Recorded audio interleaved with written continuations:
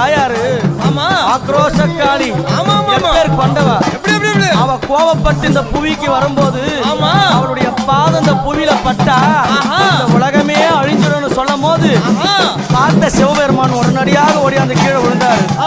அவளுடைய திருமேனியான பாதம் சிவனுடைய மேல படணும். அவ கோபம் தெளிந்தது. கீழே இருக்கிற கணவன்